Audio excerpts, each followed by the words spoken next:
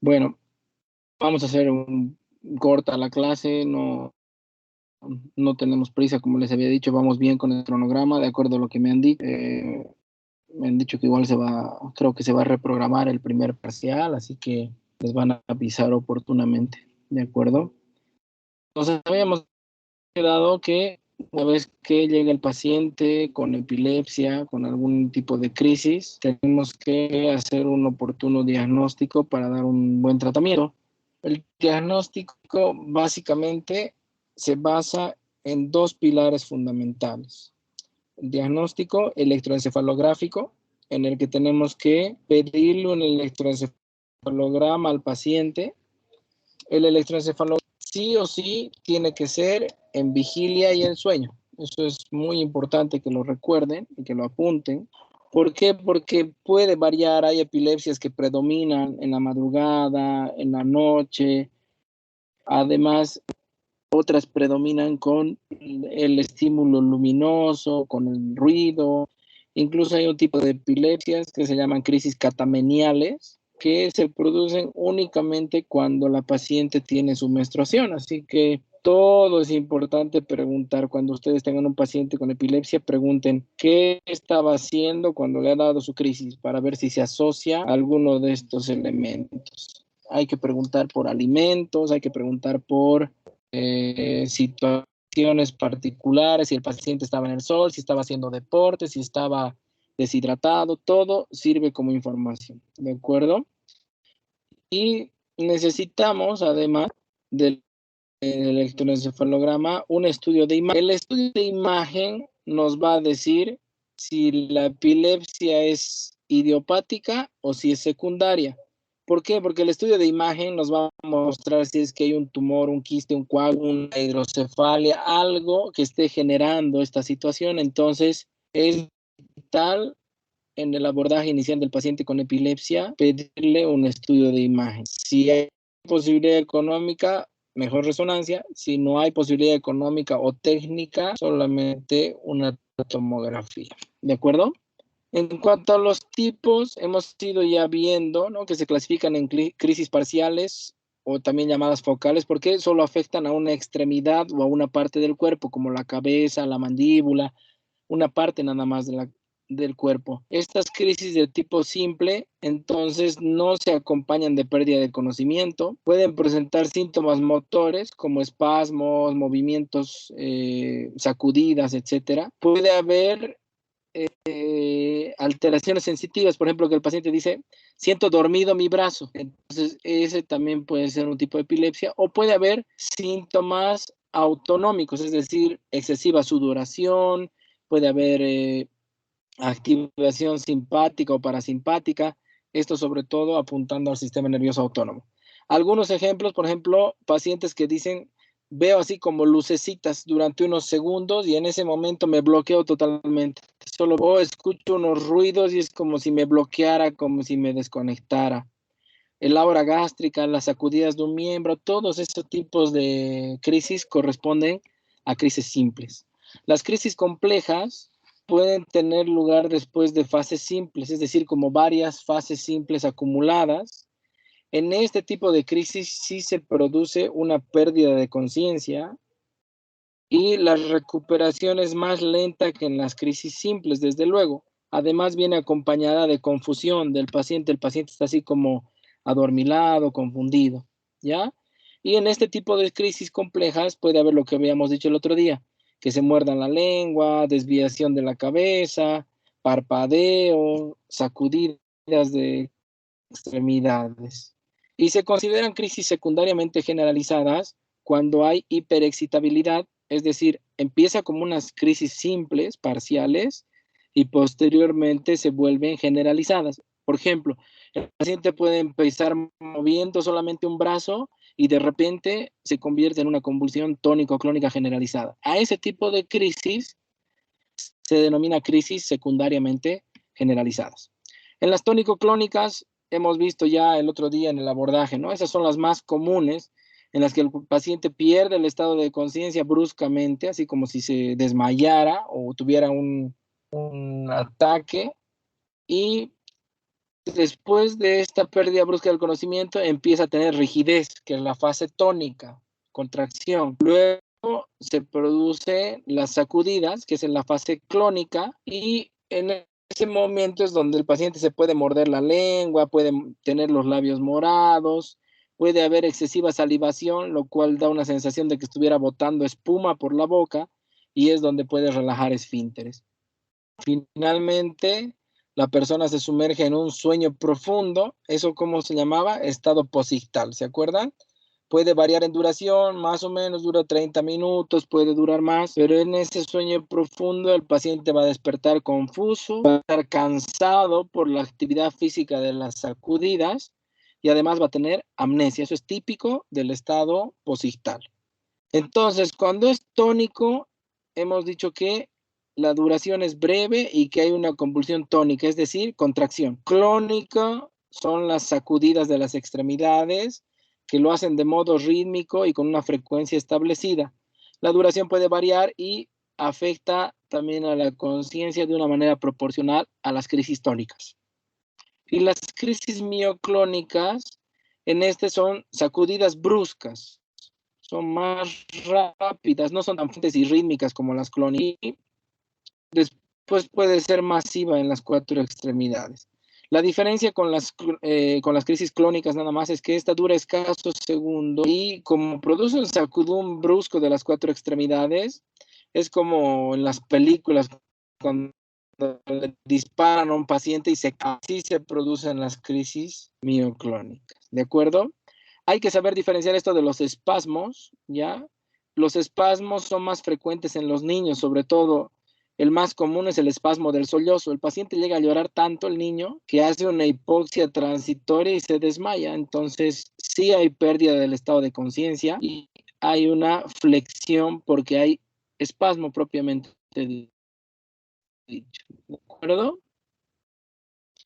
Hay otro tipo de crisis, las crisis en estas desciende bruscamente el tono muscular y la conciencia durante un segundo aproximadamente con una caída al suelo. Fíjense que es un poco más corta, ¿no?, que las otras, esa es una diferencia, pero en estas sí hay mucho riesgo de traumatismos, ¿no?, en la cara, en el cráneo, por el tipo de caída. Y otra que es muy frecuente, otro tipo de epilepsia, son las crisis de ausencia. Este es similar a que ustedes apagaran el interruptor del paciente y el paciente está ahí, pareciera que te está mirando, está su cuerpo, tiene los ojos abiertos, pero es lo que llamamos en neuro estar sin estar, así como cuando la profesora te hacía así los dedos, ¿no ve? Para que despiertes, así, a ver, despertá, aterriza, así son las crisis de ausencia. El paciente está ahí, pero en realidad está con una crisis, o sea que en ese momento le puedes hablar, le puedes dar información y no va a asimilar nada porque en ese momento es como si su cerebro estuviera bloqueado, ¿ya? Se recupera rápidamente la conciencia en estas crisis y no se pierde el control postural, así que no hay relajación de esfínteres, no se muerde la lengua, no hay nada de lo que hay en las crisis tónico-clónicas generalizadas. Esas son las crisis más frecuentes, las que ustedes tienen que aprender a identificar, a clasificar.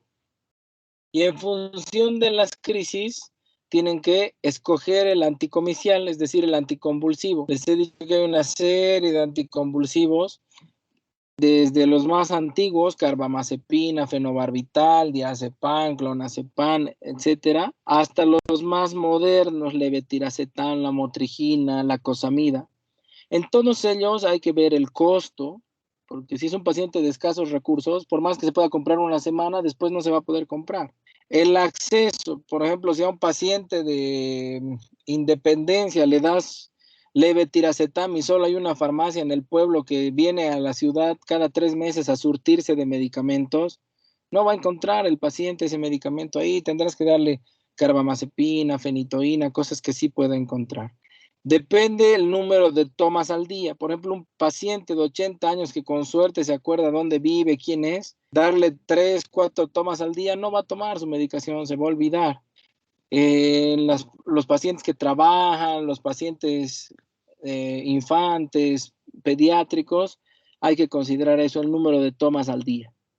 En los pediátricos importa mucho el sabor. Si a un niño no le gusta y a ustedes han intentado alguna vez darle medicación a un niño, vean cómo escupen, cómo hacen un circo para tomar un medicamento. Entonces, probablemente a los pediátricos también importa mucho el sabor del medicamento y los efectos secundarios. Tiene algunos efectos secundarios, en algunos produce mareo, en otros sueño, en otros náuseas. Entonces, en función de todos estos factores, se tiene que encontrar el medicamento de elección para cada paciente. Y otros factores que deben cuidar los pacientes que tienen epilepsia, uno de ellos es el ayuno, por ejemplo. No pueden ayunar los pacientes que tienen epilepsia porque esa hipoglicemia puede generar crisis convulsivas. No pueden desvelarse. ¿Por qué? Porque cuando alguien se desvela, ¿qué hacemos? El cerebro está con adrenalina, entonces tiene que estar más activo, más despierto y eso predispone a que hayan episodios convulsivos. Estímulos visuales, computadora, tablet, celular por más de 3, 4 horas seguidas pueden descargar crisis convulsivas. El estrés, el tipo de trabajo es importante. Si un paciente tiene epilepsia, les decía el otro día, no puede trabajar con maquinaria, con objetos punzocortantes, cosas que puedan lastimar o manejando grandes distancias que pueda chocar y comprometer a otra gente.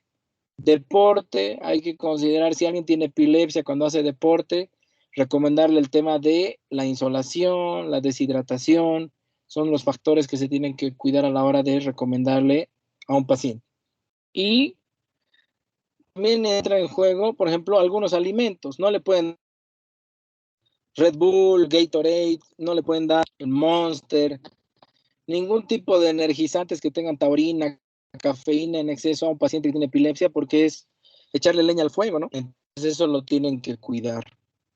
Y en nuestro medio es muy importante porque en cualquier enfermedad, primero que te preguntan, ¿y voy a poder comer normal? ¿Voy a poder tomar? Son las dos cosas que te preguntan, ¿no? Entonces, es importante recordar que la mayor parte de los medicamentos antiepilépticos no pueden consumirse con alcohol. Entonces, si te pregunta, ¿puedo tomar? Hoy día tengo una fiestita, es mi cumpleaños, el matrimonio. No, no pueden tomar alcohol con anticonvulsivantes.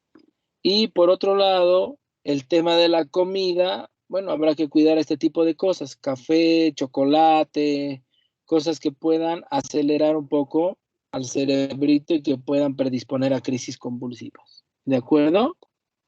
Entonces, básicamente ese es el resumen, ¿ya? De lo que necesitamos saber de epilepsia. Probablemente el día sábado hagamos la clase virtual nada más.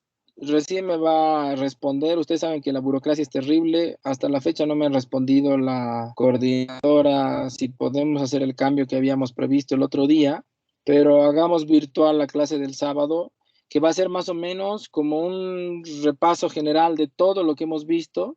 Bien, hasta aquí entra, ¿no? No, bueno, epilepsia no entra al parcial, al primero, solo entra todo lo que es exploración neurológica, síndromes y coma.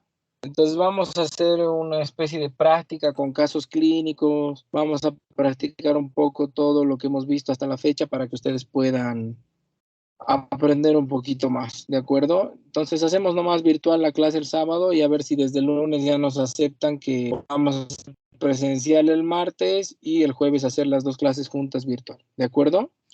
¿Dudas, preguntas, algo que quieran decir? Está bien, doctor, gracias. El día sábado, antes por si acaso tenemos otra clase. No estoy segura si es continuo o tenemos un tiempo entre una clase y la de usted, pero si no habría, quizás nos podría dar un tiempo para llegar a casa o algo así, poder conectarnos. ¿Tu clase va a ser presencial en la América? Sí, doc, pasamos medicina legal, una antes. Bueno, depende de ustedes. Si quieren, nos vemos en la América, hacemos un repaso rápido de todo para que igual se vayan temprano, porque si no, imagínense, hasta que salgan, lleguen a casa, no todos viven cerca, no se van a poder conectar, entonces creo que no sería tan productivo, ¿no? Sí, doc, yo opino personalmente que pueda ser presencial y la opción que podríamos ver, acabo de ver el horario, tendríamos una hora de puente entre la medicina legal y la de usted. Entonces, no sé si usted puede un poquito más antes, tal vez, para así también que sea más corta Yo la voy a, clase. yo voy a sacar los sábados temprano, voy a intentar acabar antes y si llego antes, pues mejor así todos nos vamos más temprano, ¿ya? Yo les aviso. Ya, doctor, gracias. Nos vemos el sábado entonces en el de la América. Hasta luego, doctor. Ya está, chicos, buenas noches, que estén bien.